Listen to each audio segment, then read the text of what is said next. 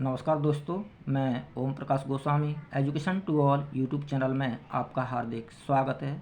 इस वीडियो में आप पीरियोडिक टेस्ट 1 यानी PT1 एग्ज़ाम 2022-23 क्लास 12 के सभी विषयों के पेपर देखेंगे, यानी chemistry, physics, math, bio, English, Hindi.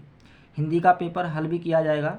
जैसा कि आप देख रहे हैं, यह केमिस्ट्री का पेपर है क्लास 12 का, जिसके सेक्शन ए के अंतर्गत क्वेश्चन 1 में पैसेज 1 दिया गया है और इस पैसेज पर आधारित 1 मार्क्स के क्वेश्चन दिए गए हैं। Question A, B, C, D, E, F जो कि 1 मार्क्स के हैं। इस पेपर के अगले पेज पर भी पैसेज सेकंड दिया गया है। क्वेश्चन 2 में पैसेज सेकंड दिया गया है और इस पैसेज के साथ साथ 2 डायग्राम भी दिए गए हैं, जिन पर आधारित पैसेज पर आधारित डायग्राम पर आधारित क्वेश्चन आप देख रहे हैं। क्वेश्चन A, B, C जो कि 1 मार्क्स के हैं।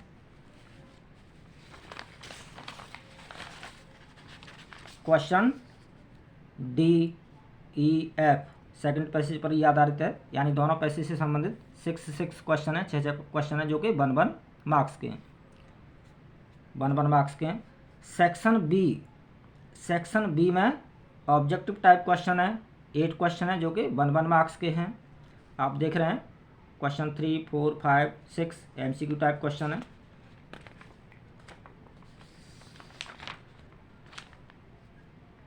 क्वेश्चन 7, 8,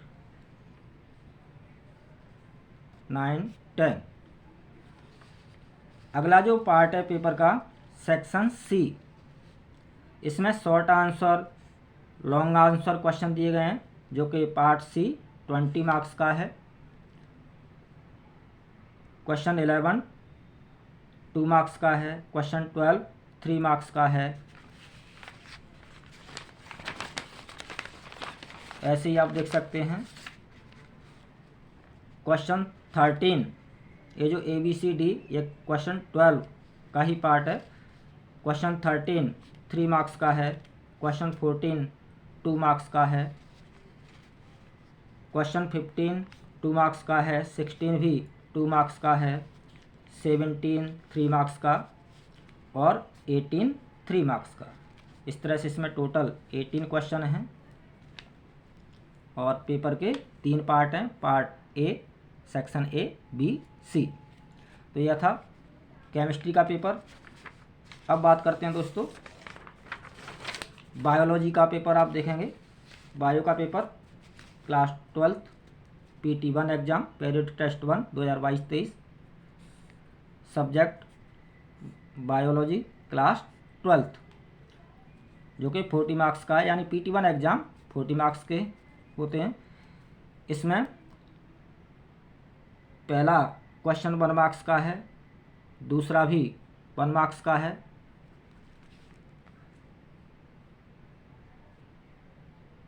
तीसरा भी 1 मार्क्स का है,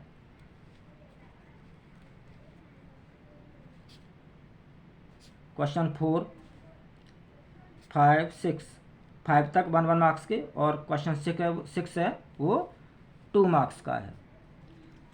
इस पेज की बैक साइड में, पेपर की बैक साइड में आप देख सकते हैं क्वेश्चन 7, 8, 9, 10 2 मार्क्स के हैं और क्वेश्चन 11, 12, 13, 14, 15, 16, 17, यानी क्वेश्चन 11 से लेकर के आपके 15 तक 3 मार्क्स के क्वेश्चन हैं और क्वेश्चन 16 और 17 5 मार्क्स के दिए गए हैं।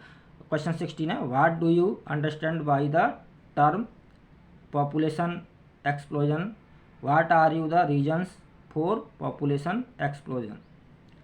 क्वेश्चन 17 है, describe the structure of a pollen grain and process of its जर्माइनेशन।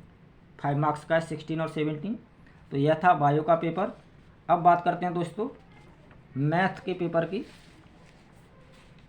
Mathematics class 12th periodic test 1 यानी PT1 2022-23 मैथ क्लास 12th जो कि 40 मार्क्स का है, 1.5 घंटे का है, यानी सभी पेपर 1.5 घंटे के और 40 मार्क्स के हैं।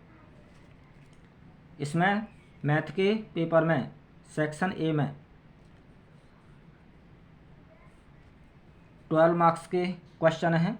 सेक्शन ए में ये आप देख सकते हैं, क्वेश्चन 1, 2, 3, 4, 5, 6। सेक्शन ए में 6 क्वेश्चन दिए गए हैं। सेक्शन बी में भी 12 मार्क्स के क्वेश्चन हैं। क्वेश्चन 7, 8,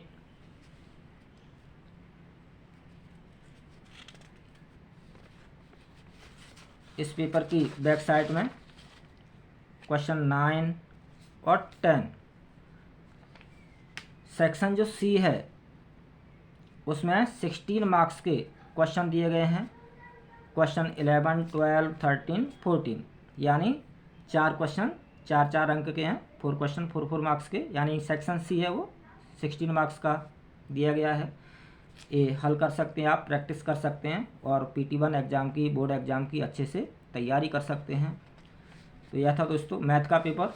अगला पेपर है दोस्तों फिजिक्स का।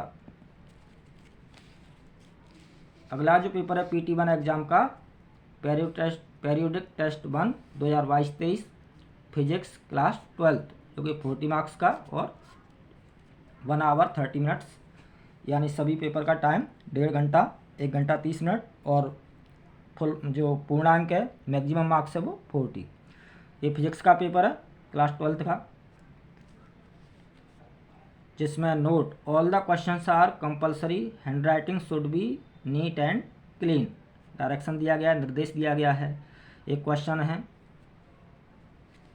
इसमें कौन सा क्वेश्चन कितने मार्क्स का है ये नोट नहीं किया गया है, फिर भी आप प्रैक्टिस कर सकते हैं। Question 1, name the physical quality whose SI unit is newton per coulomb. Second question, define electric dipole movement, write its SI unit. Define the unit of electric potential. Question 4, 5, 6 आप देख सकते हैं, प्रैक्टिस कर सकते हैं, पढ़ सकते हैं और अपनी अच्छे से तैयारी कर सकते हैं। 9, 10, 11, 12 इस पेपर की बैक साइड में क्वेश्चन 13, 14, 15, 16, 17 यानी टोटल 17 क्वेश्चन है। 17 क्वेश्चन है। Explain the concept of electric potential energy, derive an expression for potential energy of a system of 2 point charges. ये क्वेश्चन 17 है। क्वेश्चन 16 में आप देख सकते हैं, single isolated charge, a uniform electric field, a line charge of infinite length, इनको explain करना है। तो यह था फिजिक्स का पेपर। अब बात करते हैं दोस्तों इंग्लिश का पेपर। English class 12th periodic test 1 2022-23 English class 12th 40 marks 130 hours time paper का, जिसके सेक्शन ए में रीडिंग के लिए दिया गया है, यानी पैसेज दिया गया है। क्वेश्चन 1 में पेपर के सेक्शन ए में क्वेश्चन 1 में पैसेज दिया गया है। ये पैसेज आप देख सकते हैं, पढ़ सकते हैं, प्रैक्टिस कर सकते हैं और पैसेज पर आधारित प्रश्न है। पैसेज काफ़ी लंबा दिया गया है, बड़ा दिया गया है, आप देख सकते हैं।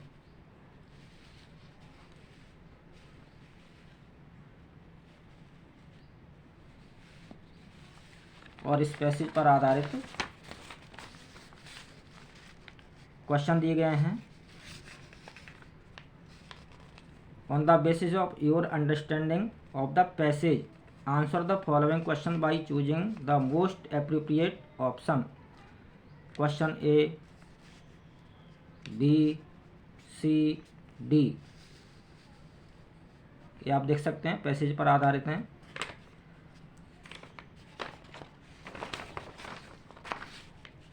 ए पेपर भी उसी पैसेज पर आधारित हैं। क्वेश्चन ई, एफ, जी, एच, आई, जे, ये सभी प्रश्न पैसेज पर आधारित हैं। सेक्शन बी राइटिंग सेक्शन जो कि 10 मार्क्स का है। इसका जो प्रश्न 2 है उसमें दिया गया है यू आर अंकित या Ankita the cultural secretary of SR public school Chandigarh. Your school is going to organise a cultural festa for the rising performers in the field music and dance. Write a notice for the school notice board inviting students to participate in various competitions going to be held in not more than 50 words. Also create necessary details। यानी 50 words में notice लिखना है, तो notice writing से संबंधित है जो कि 4 मार्क्स का है। अगला जो क्वेश्चन है राइटिंग सेक्शन में वो आप देख सकते हैं। क्वेश्चन 3, यू आर मानिक या Monika of 24/123 Preet Vihar. A house address हो गया, हाउस नंबर प्रीत विहार नोएडा।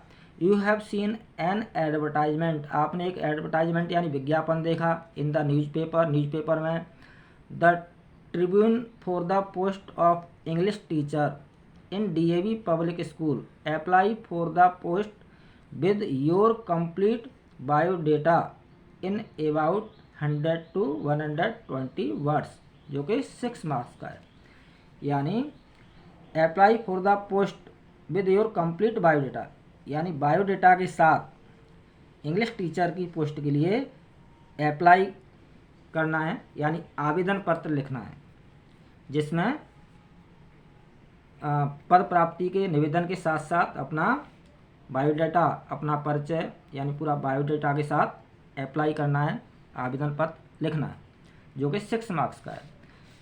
इस पेपर के सेक्शन सी में जो कि लिटरेचर से संबंधित है जो कि 20 मार्क्स के क्वेश्चन पूछे गए हैं। सेक्शन सी में क्वेश्चन 4 जिसमें एक स्टेंजा दिया गया है जिसको पढ़ना है और जिस पर आधारित क्वेश्चन A, B, C दिया गया है जो कि 3 मार्क्स के हैं, यानी 1 मार्क्स के क्वेश्चन हैं। Question 5, answer any 4 of the following question, यानी 4 क्वेश्चनों के 5 में से 4 के आंसर देने हैं, तो 4 के आंसर देने यानी 3 मार्क्स के क्वेश्चन हैं। आप देख सकते हैं जो कि टॉपिक से रिलेटेड हैं, पाठ्यपुस्तक की टॉपिक से रिलेटेड हैं। Question 6, mention the hazard of working in the glass bangles industry जो कि 5 मार्क्स का है। तो यह था दोस्तों इंग्लिश का पेपर। अगला पेपर आप देखेंगे हिंदी का, जिससे पूरा अच्छी तरह से हल भी किया जाएगा। प्रथम आवधिक परीक्षा 2022-23, विषय Hindi, class 12, 40 marks, 130 hours time. इसमें खंड अ यानी सेक्शन ए में खंड अ वस्तुनिष्ठ प्रश्न है, जिसमें पहला प्रश्न है अपठित गद्यांश। अपठित गद्यांश है, मनुष्य के जीवन में परिश्रम का बहुत महत्व होता है। हर प्राणी के जीवन में परिश्रम का बहुत महत्व होता है। इस संसार में कोई भी प्राणी काम किए बिना नहीं रह सकता है। प्रकृति का कण कण बने हुए नियमों से अपना अपना काम करता है। चींटी का जीवन भी परिश्रम से ही पूर्ण होता है। मनुष्य परिश्रम करके अपने जीवन की हर समस्या से छुटकारा पा सकता है। सूर्य हर रोज निकलकर विश्व का उपकार करता है, प्रकाशित करता है विश्व को। वह कभी भी अपने नियम का उल्लंघन नहीं करता है। कौन नहीं अपने नियम का उल्लंघन नहीं करता? सूर्य। मनुष्य पर्वतों को काटकर सड़क बना सकता है, नदियों पर पुल बना सकता है, जिन रास्तों पर कांटे होते हैं उन्हें वह सुगम बना सकता है, समुद्रों की छाती को चीरकर आगे बढ़ सकता है। नदियाँ भी दिन रात यात्रा करती रहती हैं, वनस्पतियाँ भी वातावरण के अनुसार परिवर्तित होती रहती हैं, कीड़े पशु पक्षी अपने दैनिक जीवन में व्यस्त रहते हैं। ऐसा कोई भी कार्य नहीं है जो परिश्रम से सफल ना हो सके, यानी परिश्रम से कुछ भी किया जा सकता है, हर काम में सफल हुआ जा सकता है। जो पुरुष दृढ़ प्रतिज्ञ होते हैं उनके लिए विश्व का कोई भी कार्य कठिन नहीं होता है। वास्तव में बिना श्रम के मानव जीवन की गाड़ी चल नहीं सकती है। श्रम से ही उन्नति और विकास का मार्ग खुल सकता है। परिश्रम और प्रयास की बहुत महिमा होती है। अगर मनुष्य परिश्रम नहीं करता तो संसार में कुछ भी नहीं होता। आज संसार ने जो इतनी उन्नति की है वह सब परिश्रम का ही परिणाम है। तो यह था अपठित गद्यांश। इस पर आधारित प्रश्न है, मनुष्य किसके द्वारा अपने जीवन की हर समस्या से छुटकारा पा सकता है? तो इसका सही उत्तर है परिश्रम से। इस अपठित गद्यांश पर आधारित एक एक अंक के 10 MCQ प्रश्न हैं। पहला प्रश्न जिसका आंसर परिश्रम। दूसरा प्रश्न इसी अपठित गद्यांश पर आधारित है। ख, नदी के निरंतर बहते रहने से हमें क्या शिक्षा मिलती है? निरंतर परिश्रम की, आनंद की, शांति की, सभी की। तो इसका सही आंसर है निरंतर परिश्रम की। किस व्यक्ति के लिए विश्व का कोई भी कार्य कठिन नहीं होता? तो इसका सही उत्तर है दृढ़ प्रतिज्ञ, यानी दृढ़ निश्चय करने वाला।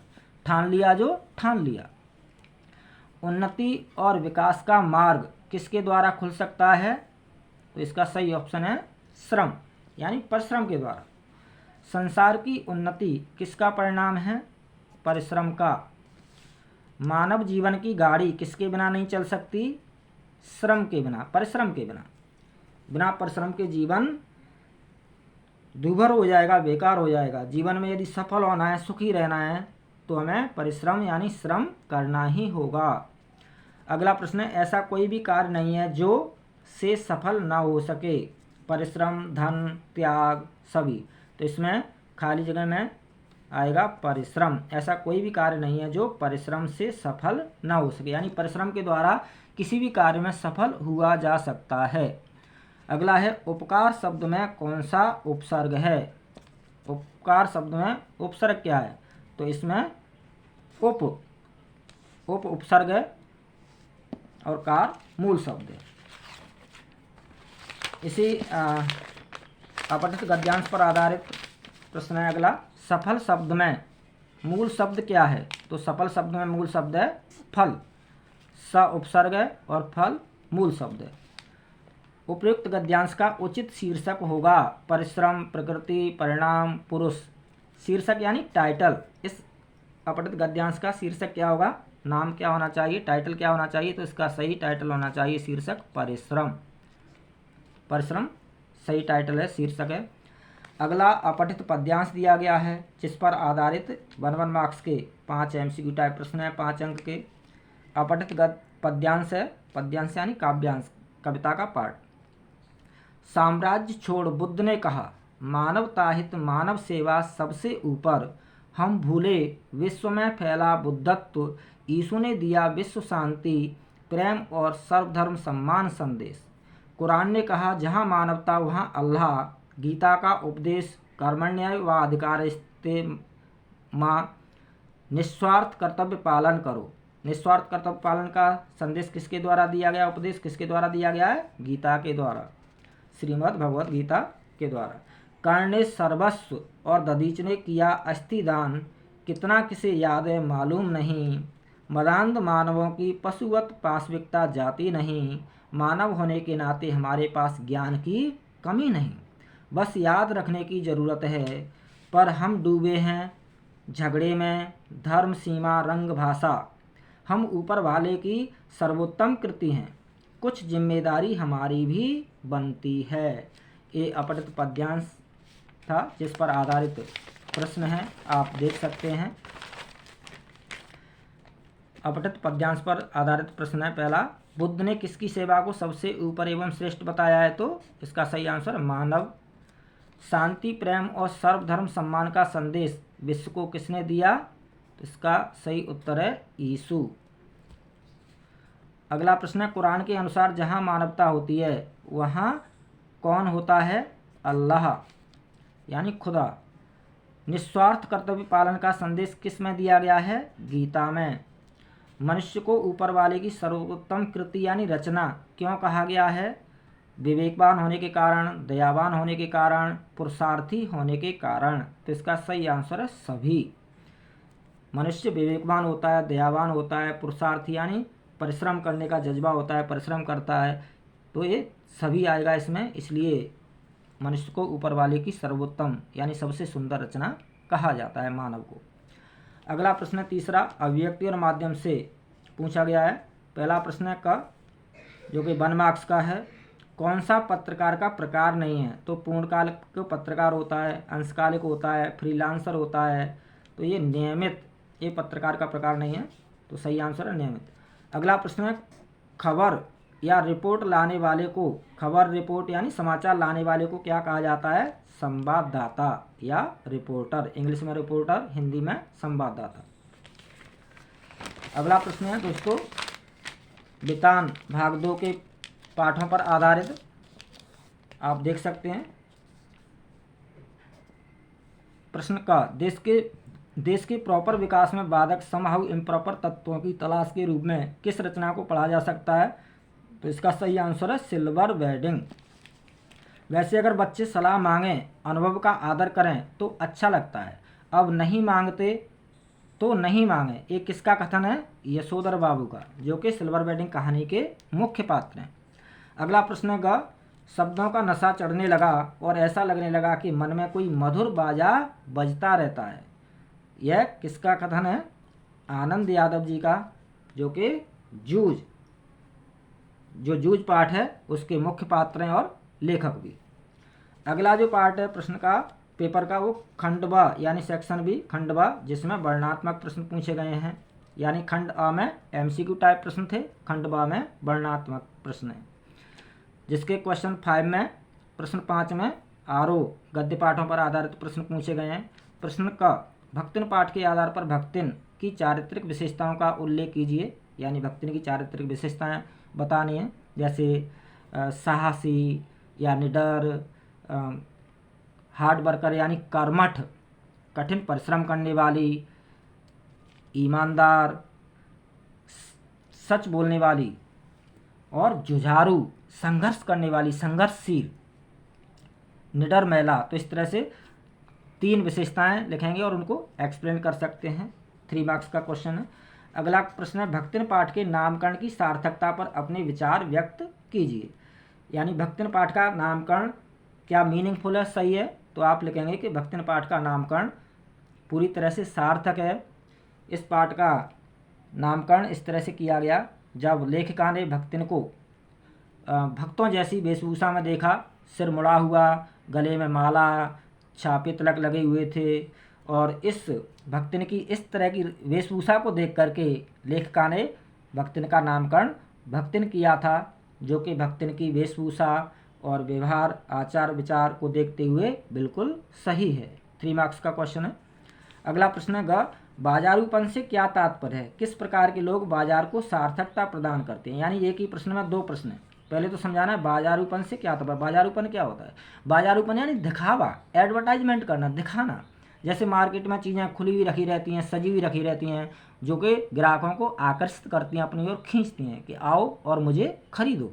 दूसरा, जो लोग अनावश्यक रूप से खरीदारी करते हैं, जबकि उनको ज़रूरत नहीं है फिर भी खरीदारी कर रहे हैं, तो वो क्या कर रहे हैं? दिखावा कर रहे हैं। तो जो दिखावे की प्रवृत्ति है, जो लोग दिखावा करते हैं परचेजिंग पावर के नाम पर, वो बाजारूपन के अंतर्गत आता है, दिखावे के अंतर्गत आता है। किस प्रकार के लोग बाजार को सार्थकता प्रदान करते हैं? जो बाजार का भगत जी की तरह, चूरन वाले भगत जी की तरह, जो बाजार का सही उपयोग करते हैं, केवल आवश्यक चीज़ें ही खरीदते हैं, ज़रूरत भर का सामान खरीदते हैं, वो लोग बाजार को सार्थकता प्रदान करते हैं, भगत जी की तरह। अगला प्रश्न है, गुड़ दे पानी दे गुड़धानी दे, मेघों से पानी के साथ साथ गुड़धानी की मांग क्यों की जा रही है? तो इसका सही उत्तर है कि मेघों से पानी के साथ साथ गुड़धानी की मांग इसलिए की जा रही है क्योंकि जब वर्षा होगी, इसमें गुड़धानी में दो शब्द हैं बच्चों, गुड़ और धानी। गुड़ किससे बनता है? गन्ने से, और धानी यानी धान, धान से धानी यानी चावल प्राप्त होता है। तो गुड़ और धान कब होगा? जब वर्षा होगी। वर्षा होगी तो फसल होगी, यानी गन्ने की फसल होगी, धान यानी चावल की फसल होगी, और जब फसल पैदावार होगी किसान के खेतों में पैदावार होगी, फसल होगी, गन्ना होगा, धान होगा, तब क्या बनेगा? गुड़धानी बन पाएगी, जिससे कि किसान का पेट भर सकेगा, किसान के जीवन में मिठास आ सकेगी। और साथ ही साथ यहाँ पर गुड़धानी का जो प्रतीकार्थ है वह है यानी जीवन की आवश्यकताओं को पूरा कर पाएंगे किसान। अगला प्रश्न है आरो भाग 2 के पाठों पर पद्य कविताओं पर आधारित। मैं सीख रहा हूँ सीखा ज्ञान भुलाना, कवि सीखे हुए ज्ञान को क्यों भुलाना चाहता है? क्योंकि जो ज्ञान संसार से कवि ने सीखा है वो कैसा है? स्वार्थ भरा है, स्वार्थ भरा है, जो कि कवि को अच्छा नहीं लगता, इसलिए स्वार्थ भरे ज्ञान को, संसार के स्वार्थ से युक्त ज्ञान को कवि भुलाना चाहता है। अगला प्रश्न है दिन का पंथी यानी राहगीर, पथिक रास्ते पर चलने वाला क्या सोचकर जल्दी जल्दी चलता है?